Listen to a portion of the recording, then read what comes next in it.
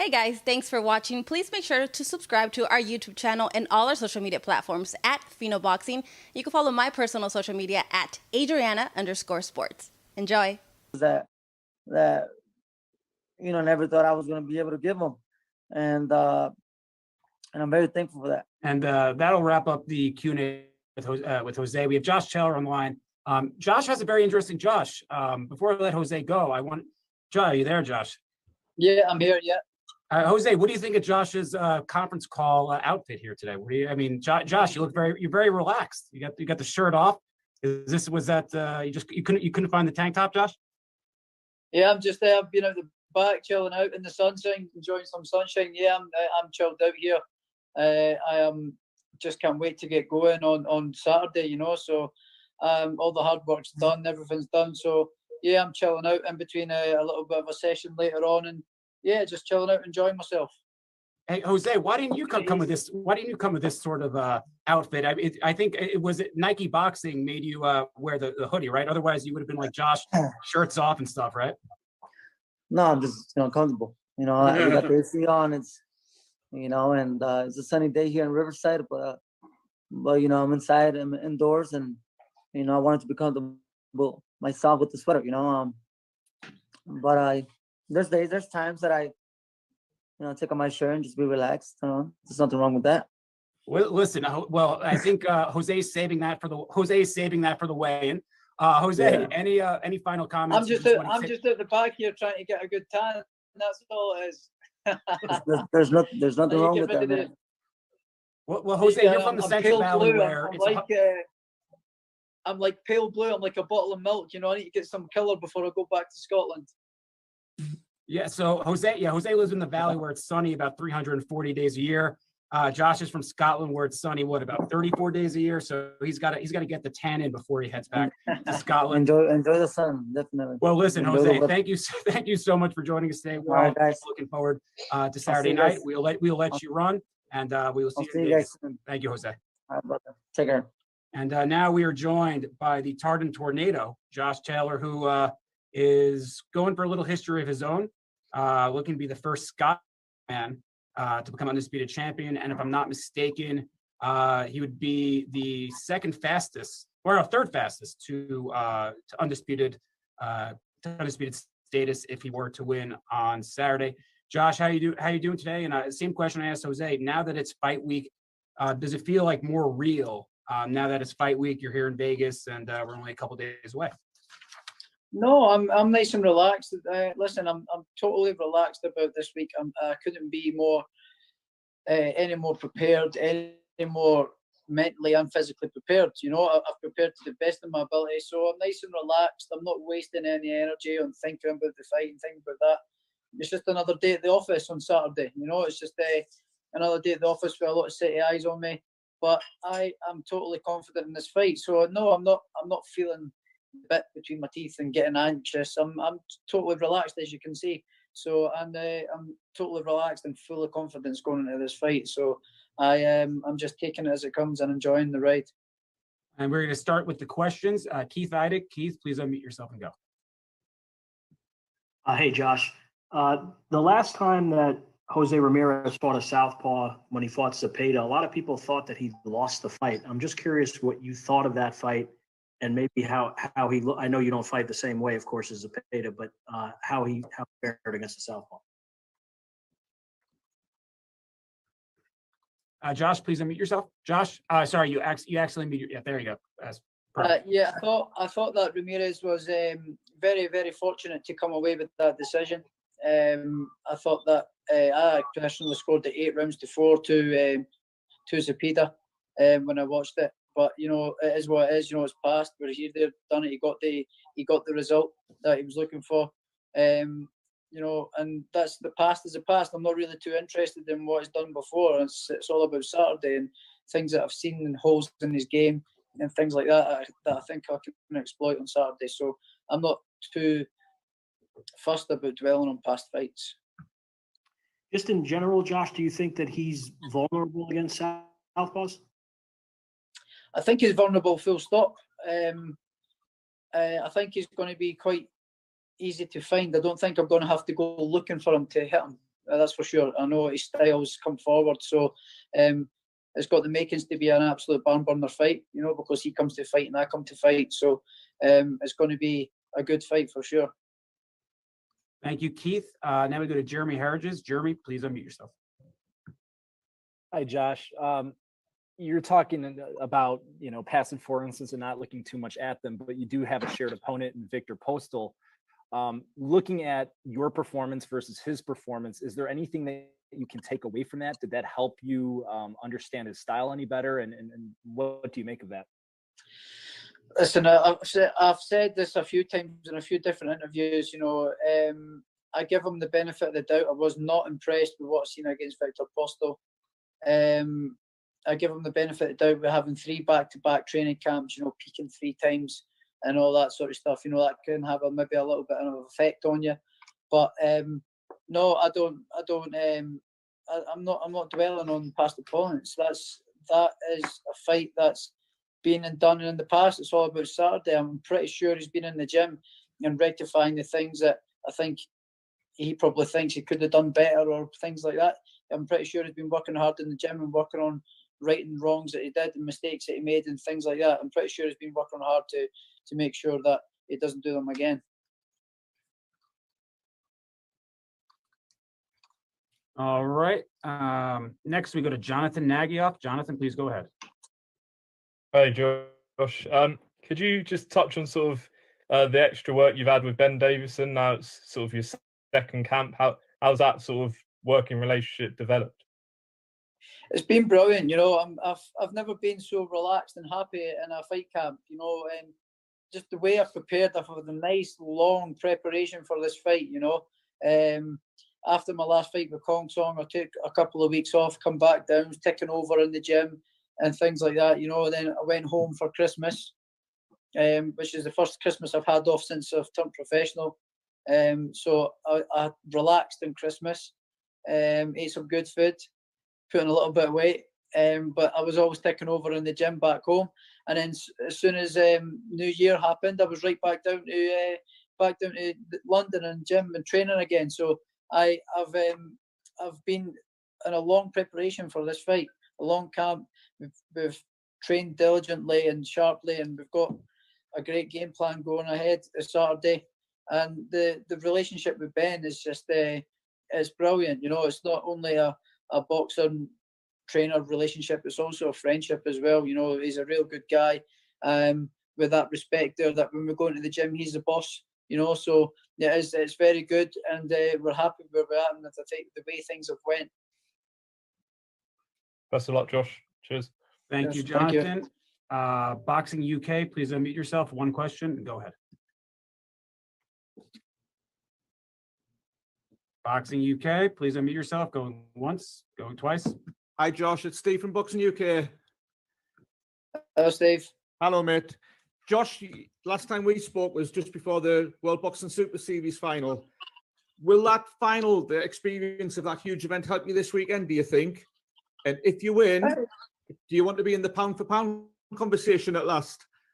Well, I'm in the pound-for-pound conversation. I should already be there. I think I'm ranked number 9 with the Ring magazine, which is good, you know, which is brilliant. You know, but like I say, I'm not one for getting awards and accolades and things like that. I'm not really too fussed, you know, but I let the performances and stuff speak for themselves. You know, I'm used to the big stage. You know, I've been on the big stage since 2010. I've been used to big stages with the Commonwealth Games, then the Olympics in 2012, then World Championships, European Championships, then the Commonwealth Games again in my home country in Glasgow, winning the gold medal. You know, and then I've been also involved with Carl Frampton's undercards, and my debut was on a big card. Then the two fights with Leo Santa Cruz. I've also been involved in a few big fights myself now as well. So I'm used to the big stage. It does not faze me at all. If anything, I thrive under the big lights and the big stage, and it's what I live for. You know, I'd actually hoped that this fight was at full capacity. You know, like in Texas last week, we watched in Texas last week, 73,000 fans at a match, no restrictions, no masks, no social distancing, nothing. You know, why can't they do it here? It seems to be working in Texas. It seems that we should be taking that approach everywhere else as well. So it's a little bit frustrating that I'm actually not got a bigger crowd to perform in front of. So no, I don't feel that I'll be phased in any way, shape or form. If anything, I am relishing the opportunity to fight in front of a crowd again. I can't wait. Thank you. And next we go to Josh Katzowitz. Josh, please unmute yourself. Hey, Josh. Assuming you win and become undisputed champ, is it possible to have any kind of run as, four belt holder? Didn't happen with Terrence Crawford. Didn't happen with Usyk when he won cruiserweight. Is it possible in this boxing political climate to actually be able to do that? And if so, are you interested in kind of having a longer run with all 4 belts? Yeah, well, listen, but I've not tracked out what I'm doing or anything like that. When I fully believe in winning this fight on Saturday, so I'm not looking past it. I'm concentrating on Saturday, and then we'll just take it as it comes, see what comes my way, see what comes, see what happens, see what opportunities arise, and what options are on the table, and what's the best one for me at the time. That's which one I'll take. So I'm not set out a set road path of where I'm going or what I'm doing next. I'm focusing on Saturday, and I'm just taking everything as it comes. Thank you very much. Brandon Stubbs, please unmute yourself. Brandon Stubbs, going once, going twice. And whoop, Brandon Stubbs must be sleeping. So let's go to J.R. Bell. J.R., please unmute yourself. All right there, Josh.